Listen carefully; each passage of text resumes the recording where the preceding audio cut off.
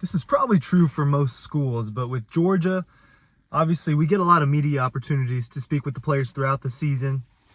During the offseason, not so much. It's pretty locked down, right? They don't want the players talking too much, and especially Kirby and Georgia's staff want them to keep things in-house. Well, Media Days is another opportunity to talk to a couple of players. I think at Media Days, there's obviously regional media, national media there, bigger media than just local beat reporting. They're a little looser. They're not as uptight. Even Kirby's in a better mood. So you get Malachi Starks, Carson Beck, and Michael Williams at Media Days last week. And normally they're really reserved with what they're talking about. And especially if they're talking about a player, they're almost always extremely reserved with the way that they want to discuss it. Well, I thought that when it came to Trevor Etienne, there was a little bit of a spark in Malachi Starks' eyes. There was a little bit of a head nod there with Michael Williams talking to high-level Georgia defenders that are projected to be first-round picks in this upcoming NFL draft in 2025. They both spoke highly of Trevor Etienne, new transfer running back from Florida, right? He's played 2 years at Florida. He's projected to be Georgia's starting running back, Georgia's lead back for this season, potentially beyond if he decides to stay after this year. I think with him, there's been kind of a lot of back and forth with what he's going to do with his offense, maybe back and forth in my head with what he's really going to bring to this offense. I think that the thing that seems pretty clear and what seems like a general consensus is that he is better than what Georgia has had in the last couple of years. He is better than, essentially saying that he is better than Dejan Edwards and Kendall Milton. All right, that's pretty much the common thought pattern for all these experts and everything. And Malachi Starks said that he was special. Now, okay, he didn't go on and on about it. Talked about how he was special, how hard it was to play against him in practice. Michael Williams, reporter, talked about what Malachi said, and Michael Williams just, very much agreed, nods his head. When they're talking about other players on their team, they try to be almost all-inclusive. Something common you'll get when, hey, tell us about this young guy that's performing. Tell us about this DB that's performing. Tell us about this wide receiver that's performing. Most of the time, the player will say, well, all of these guys, well, it's more than just him. It's this and that. Or they'll just give a really boring answer, or they just won't even answer the question. When it came to Trevor Etienne, it was, like, this dude's special. Like, we love his attitude. We love the way he plays. Obviously, you've seen on tape that he can bounce off defenders. He can make players miss. And to me,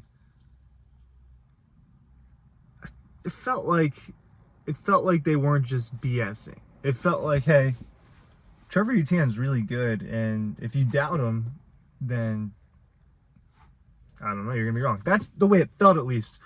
Will he be that? Obviously, we have to wait until football really starts for us to see, what is Trevor Etienne's impact on this offense. And I've got kind of a comparison, I think, of what this Georgia offense really can be, what this Georgia team really can be.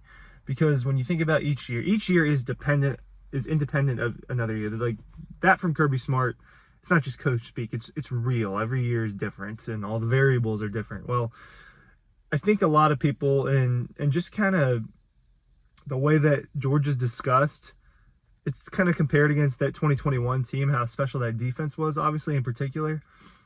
Even though that team didn't go 15-0 the way the 22 team did, I think people believe that 21 team was better. And that seems to be a consensus.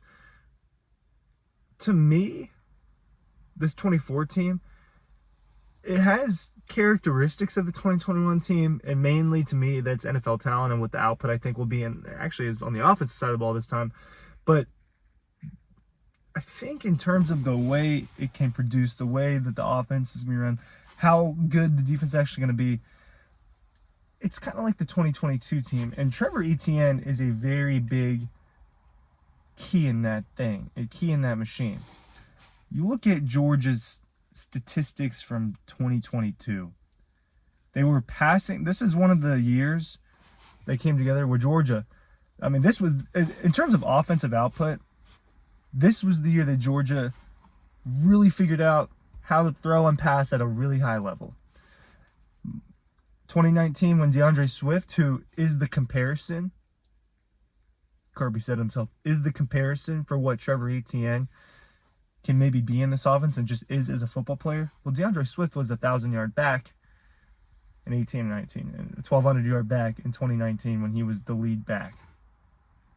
Well, in 22, it was a little bit more of a split bag in that backfield. Kenny McIntosh getting 830 yards, Dejan Edwards getting 770 yards, Kendall Milton getting almost 600 yards. So they ran for a lot, and you had the Branson Robinson, garbage time, and Stetson Bennett, obviously the threat with his legs. That was a very productive rushing year. 3,000 yards in 2022. In 2019, they only ran for 2,500 yards. And there were only 25 more attempts.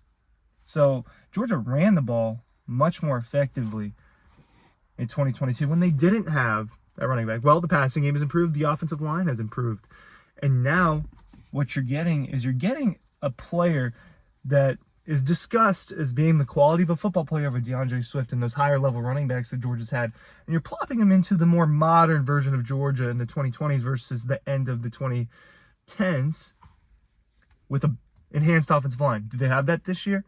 Yes, they do have that this year. I think they have potentially more than one All-American on the offensive line. I think that all 5 of them could get drafted. 6 of them could get drafted. I'm not joking when I say that. And then you got a defense I think has an opportunity to be slightly better than 2023's defense. 2022's defense was very good. If this Georgia defense can be the 2022 defense, I think we're talking about, well, we're already talking about a national championship contender. But when you plop in Etienne, who is apparently, according to everybody now, a very, very good football player, a top 10 running back in college football, according to the ESPN, a special player, according to Georgia's defensive players, a game changer, according to experts. You're plopping him into the more modern version of Georgia's offense that features a Carson Beck and a passing game that's going to be well respected by the defenses, combined with an offensive line that has been competing for Joe Moore awards and will likely compete for that again, and a defense that is probably better than the defenses of 2016, 17, 18, 19. Earlier than that, when Georgia was boasting elite running backs every single year. That's the excitement with Trevor Etienne. That's where your eyes start to get wide open about what this offense really can be, because what is the expectation? The expectation is that this Georgia passing game is going to be very good, even though its 2 best pass catchers of the last 2 years are not there anymore in Ladd McConkey and Brock Bowers, and Brock Bowers being one of the most important players of Georgia history. Carson Beck, Dominic Lovett, Dylan Bell, Kobe Young, Benjamin Yurcek, Oscar Dope. There are plenty of very talented football players here. They don't have to have a Brock Bowers.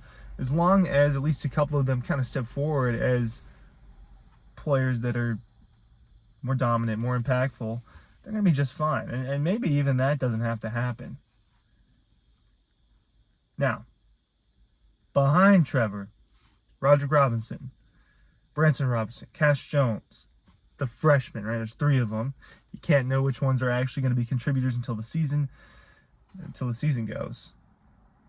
I think that Roderick is year 2 will be a solid RB2. Now, he's a breakout candidate. He's going to get more touches than he did in 2023 when he was like around 200, 300 yards, 30, more than, not 30 carries. It was less than that.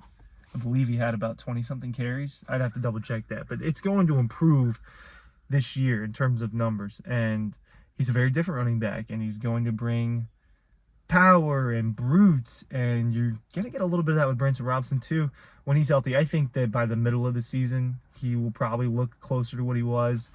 That's all projection, though. We don't know what Branson is. That's a weird way to put it. We don't know where he's at health-wise. We don't. And then those freshmen, they can be electric. That's kind of the vibe you get from those running backs, is electricity, speed, explosiveness. A little sprinkle of that towards the end of games. And we're talking about it, the 2022 football team. That's what this 2024 team can be. And yes, the years are independent from each other. and you don't compare them, but just the breakdown. The secondary reminds me of 22s. The linebacker room really is closer to 21s in my opinion, but the front seven's probably more like 2022s versus 2021. So I think that's the type of football team you're getting, just to put it in perspective. I never introduced myself. Ryan Curler from Dawg Post. Ask you to sign up for our newsletter, and thank you for watching.